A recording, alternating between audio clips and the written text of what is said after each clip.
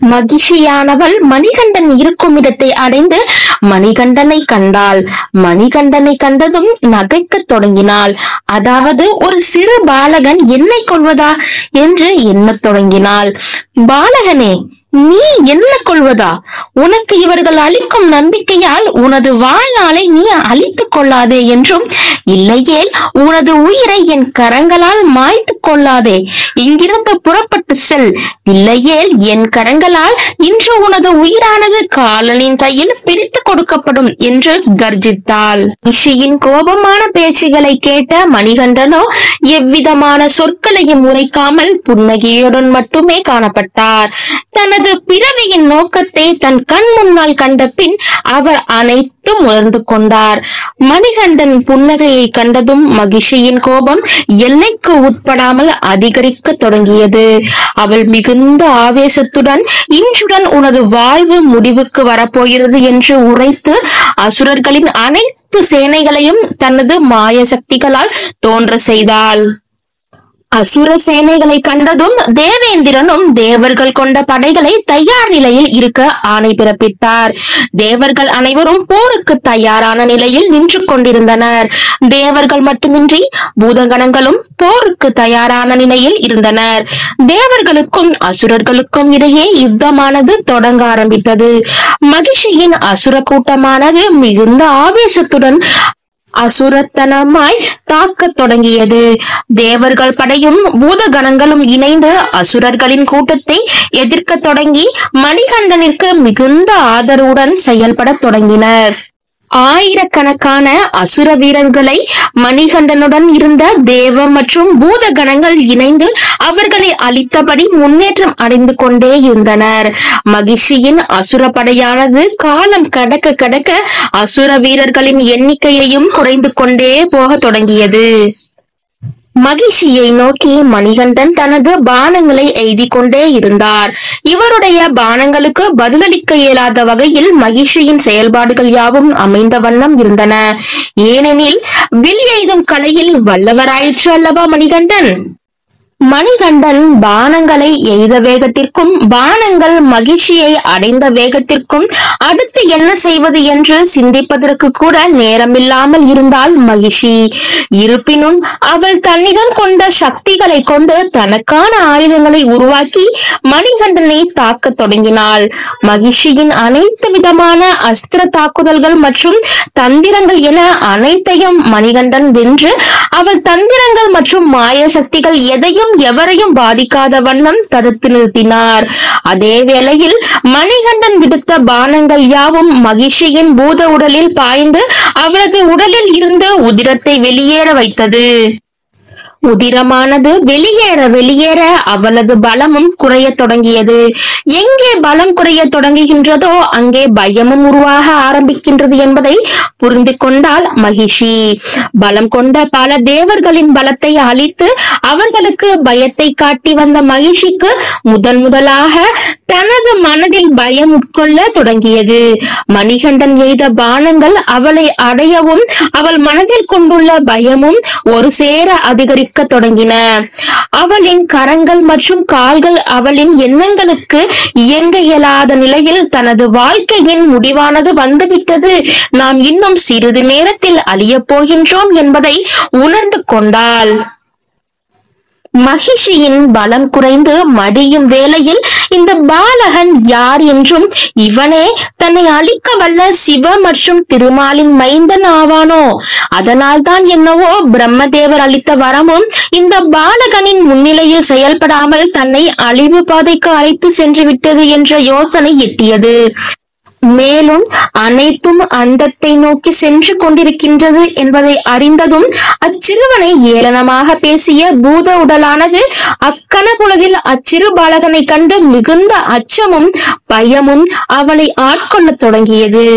மணிகண்டனும் மகிஷியின் பூத உடலுக்கு அருகில் சென்று அவளது தலை கொம்பினை பிடித்து அவ்விடத்தில் இருந்து தூக்கி சுழற்றி எறிந்தார். அவளது உடல் விழுந்து அவளும் சிதைய தொடங்கி மரணிக்க தொடங்கினாள். அந்த பூத உடலானது விழுந்த இடமானது இன்றும் அழுதா நதி என்று போற்றப்படுகின்றது. அந்த பூத உடலின் மீது மணிகண்டன் நடனமாட அந்த பூத உடலானது மிகவும் நலிவுற்று அதிலிருந்து அசுர அரக்கியின் உயிரானது பிரிந்து அவளும் அவள் உருவாக்கிய அசுர சேனையும் இறந்து போனார்கள். அரக்கியானவள் இறந்ததை அறிந்த தேவர்கள் அனைவரும் பூமலை பொழிந்து மணிகண்டனை பரவசப்படுத்தினார்கள். தேவர்கள், முனிவர்கள் என அனைவரும் அவ்விடத்தில் மணிகண்டனிடம் விழுந்து ஆசி பெற்று மகிழ்ச்சி அடைந்து கொண்டிருந்தனர். சிறிது நேரத்தில் அந்த பூத உடலில் இருந்து ஒரு அழகிய பெண் உருவமானது வெளிவரத் தொடங்கியது. அவள்தான் லீலாவதி. தனக்கு ஏற்பட்டுள்ள சாபத்திலிருந்து விமோச்சனம் பெற்று வெளியே வந்தவள் தனக்கு சாப விமோச்சனம் அளித்தவரான மணிகண்டனை கண்டு மனம் மகிழ்ந்தாள். பின்பு அவளிடம் தனக்கு ஏன் இந்நிலை உருவானது என்பதை பற்றி எடுத்துரைக்க தொடங்கினாள். லீலாவதி ஆகிய நான் காலவ மகரிஷியின் அன்பு மகள். அத்திரி மகரிஷியின் மைந்தனான தத்தாத்ரேயன் என்பவருக்கும் எனக்கும் திருமணம் அற்புதமாக நடைபெற்றது. நாங்கள் இருவரும் ஒருமித்த கருத்தோடு இனிதாக இல்லறம் நடத்தி வந்து கொண்டிருந்தோம். திருமணம் நடந்து சில காலங்கள் ஆயின. இந்நிலையில் எனது பதியானவருக்கு தவத்தின் மீது ஆர்வம் அதிகரித்து இல்லற வாழ்க்கையை விடுத்து துறவரம் போக அவர் மனம் ஆவல் கொண்டது. தத்தாத்ரேயர் தனது மனதில் இருந்த எண்ணங்களை தனது மனைவியான லீலாவதியிடம் பகிர்ந்து கொண்டார். அவர் தவம் புரிய விருப்பம் கொள்வதை அறிந்த லீலாவதி மிகுந்த கோபமும் ஆவேசமும் கொண்ட வார்த்தைகளால் தனது கணவரை பேசத் தொடங்கினாள். அதாவது, தாங்கள் தவம் செய்ய நினைக்கிறீர்கள் என்றால் என்னை ஏன் திருமணம் செய்தீர்கள் என்றும், இல்லறத்தில் ஒருவரின் தேவையை இன்னொருவர் நிறைவேற்றி வைப்பது தலையாய கடமையாகும். நான் உங்களின் தேவையை நிறைவேற்றி வைப்பதும் நீங்கள் எனது தேவைகளை நிறைவேற்றி வைப்பதும் நல்ல அறமாகும். அதுவே சிறந்த இல்லறமும் கூட என்றும், இந்த உலகத்தை எவர் வேண்டுமானாலும் ஆளலாம், அரசனாக கூட இருந்தாலும் என் வாழ்நாளில் தாங்கள் மட்டுமே எனக்கு முடிசூடிய அரசன் ஆவீர்கள். நீங்களே எனது கணவரும் ஆவீர்கள். யாரு வேண்டுமாயின் மகாராணியாக இருக்கும் பட்சத்திலும் நானே உங்களுக்கு மகாராணியாவேன். நானே உங்களின் மகிழ்ச்சியும் ஆவேன் என்றும், என் நிலையிலும் உங்களை விட்டு பிரிய மாட்டேன், உங்களையும் என்னிடமிருந்து பிரிந்து செல்ல விடமாட்டேன் என்றும் மிகுந்த ஆவேசத்துடனும் அதே சமயம் தனது கணவரின் மீது கொண்ட அன்புடனும் பேசிக்கொண்டே இருந்தாள். தத்தாத்ரேயன் தனது மனைவிக்கு எடுத்துரைக்க தொடங்கியதும் அவள் கொண்ட பிடிவாதத்தை அவள் விடவில்லை. இதனால் சினம் கொண்ட தத்தாத்ரேயன் தனது மனைவியான லீலாவதியை கண்டு, நான் என்ன தவறு செய்யவா செல்கிறேன், தவம் தானே செய்ய நினைக்கிறேன் என்றார். மகாராணி மகாராணி என்று கூறிக்கொண்டு இருக்கிறாய், உனக்கு நிதானம் இருக்கின்றதா? அரசாளும் ஒருவருக்கு நிதானம் வேண்டும். நிதானமாக எவ்வித தகுதியும் இல்லாதவர்கள் எவ்விதம் அரசாள இயலும் என்றும் மகிழ்ச்சியாவேன் என்று உரைத்துக் கொண்டு இருக்கின்றாயே. நீ செய்த இப்பிழைக்கு மகிஷாவான எருத உருவம் கொண்டு அசுர குலத்தில் பிறந்து அரக்கியாக வாழ்ந்து துன்பப்பட்டால்தான் உனக்கு ஞானம் பிறக்கும் என்று கூறி என்னை அரக்கியாக பிறந்து மடிய சாபம் இட்டார் என்று கூறினாள். நான் கொண்ட எனது எண்ணங்களே என்னுடைய இந்நிலைக்கு காரணமாகும் என்று தனது முற்பிறவி கர்மாவை எடுத்துரைத்தாள். எனக்கு இருந்த சாபத்தை நீக்கி எனக்கு புத்தியுறு அளித்த ஐயனை கண்டு இருகரம் இணைத்து கூப்பியபடி, இனி நான் தங்களுக்கு உரியவள் என்றும் தங்களுக்கு மட்டுமே சொந்தமானவள் என்றும் என்னை தாங்கள் திருமணம் செய்து ஏற்றுக்கொள்ள வேண்டும் என்றும் வேண்டி நின்றாள் லீலாவதி. லீலாவதியின் கூற்றுகளை கேட்ட மணிகண்டன் லீலாவதியிடம் யாது உரைப்பது என்று அறியாமல் அமைதி காத்து கொண்டிருந்தார். சிறிது நேரத்திற்கு பின்பு தனது பிறப்பின் நோக்கம் யாது என்றும் இந்த ஜென்மத்தில் தான் என்ன செய்ய இயலும் என்பதை பற்றியும் லீலாவதியிடம் கூறத் தொடங்கினார். அதாவது, இந்த பிறப்பின் நோக்கம் என்பது நித்திய பிரம்மச்சாரியாக இருப்பது என்பதே ஆகும். எனவே என்னை அடைய வேண்டும் என்கின்ற உன்னுடைய விருப்பத்தை மாற்றிக்கொள்வது என்பது உனக்கு நன்மை அளிக்கக்கூடியதாகவும், உன்னுடைய இந்த எண்ணமானது என்றும் நிறைவேறாத எண்ணமாக அமைந்துவிடும் என்றும் தனது அவதார நோக்கத்தை கூறினார். ஆனால் லீலாவதி மணிகண்டன் கூறிய கூற்றுகளில் விருப்பம் இல்லாமல் என்னை இவ்வுலகிற்கு அழைத்து சாப விமோச்சனம் அளித்த தாங்கள் இவ்விதம் என்னை புறக்கணிப்பது என்பது உசிதமானது அல்ல. நீங்கள் செய்வது நல்லதல்ல என்றும் என் மீது கருணை காட்ட வேண்டும் என்றும் மிகவும் பணிவுடன் மனமுடைந்த நிலையில் வேண்டி நின்றாள். மணிகண்டன் லீலாவதியின் நிலை மற்றும் அவளின் மனமுடைந்த கூற்றுகளிலிருந்து அவளுடைய விருப்பங்களை மாற்ற இயலாது என்பதையும் அறிந்து கொண்டார்.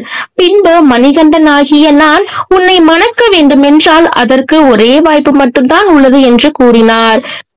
மணிகண்டன் கூறிய அந்த ஒரே ஒரு வாய்ப்பு மட்டும்தான் உள்ளது என்ற செய்தியானது லீலாவதிக்கு மிகுந்த மகிழ்ச்சியையும் ஆனந்தத்தையும் அளித்தது. அந்த வாய்ப்பு என்னவாக இருந்தாலும் சரி, அதை நான் நிறைவேற்றியே தீருவேன் என்று கூறி மணிகண்டனின் கூற்றுக்காக காத்து கொண்டிருந்தாள். மணிகண்டன் ஆகிய நான் இந்த மலை பிரதேசத்தில் தவக்கோலத்தில் அமர்ந்து என்னை காண வரும் பக்தர்கள் அனைவருக்கும் அருள்பாலிக்க ஒரு ஆலயம் இங்கு உருவாக உள்ளது. அவ்விதம் உருவாகும் ஆலயத்தில் உள்ள என்னை வழிபட வருடா வருடம் ஆயிரக்கணக்கான பக்தர்கள் வந்த வண்ணம் இருப்பார்கள். அப்படி வருகின்ற ஒருவர் அடுத்த வருடம் வருகின்ற பொழுது புதிய பக்தர்களை அழைத்து வருவார்கள். அவ்விதமான புதிய பக்தர்கள் கன்னி சுவாமிகள் என்று அழைக்கப்படுவார்கள். ஏதேனும் ஒரு வருடத்தில் கன்னி சுவாமிகளின் வருகை இல்லாத காலம் அமைந்தால் நான் உன்னை திருமணம் செய்து கொள்கிறேன் என்று கூறினார். மணிகண்டனுடைய கூற்றுகளில் இருந்து லீலாவதியின் விருப்பம் நிறைவேறுமா அல்லது நிறைவேறாமல் இருக்குமா என்பது பற்றிய எண்ணம் மேலோங்கியது. இருப்பினும் தன் மனதிற்கு விரும்பியவர் தன் அருகில் இருப்பது மிகவும் மகிழ்ச்சியான செயலாகும் என்பதை உணர்ந்து அந்த காலம் வரும் வரை நாமும் காத்திருப்போம் என்று முழு மனதாக மணிகண்டனை நம்பினாள். லீலாவதியிடம் காணப்பட்ட மாற்றத்தை அறிந்த மணிகண்டனும் லீலாவதிக்கு அருளும் பட்சத்தில் இந்த மலையில் எனக்கு எழுப்பும் ஆலயத்திற்கு அருகிலேயே உனக்கும் ஓர் ஆலயம் எழுப்ப செய்கிறேன் என்றும், நீ என்றும் எனது இடது பக்கத்தில் கோயில் கொண்டிருந்து மாளிகைபுரத்து அம்மனாக இருந்து அருள் புரிவாய் என்றும், என்னை பார்க்க வருகின்ற ஒவ்வொரு பக்தர்களும் உன்னையும் பார்க்க வருவார்கள் என்றும், அவர்களுக்கு நீ அருள் புரிய வேண்டும் என்றும், நாளடைவில் உன்னை எல்லோரும் மஞ்சமாதா என்று அழைப்பார்கள் என்றும் சொல்லி ஆசி வழங்கினார்.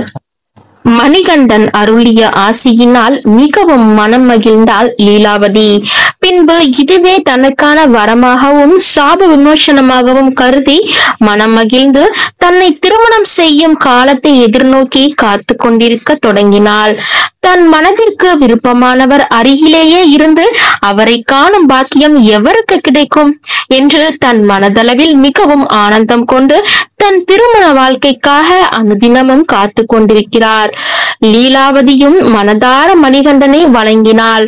மணிகண்டன் லீலாவதியை ஆசிர்வதிக்க அவள் ஒளி வடிவமாக பிரபஞ்ச சக்தியில் ஆட்கொண்டாள்.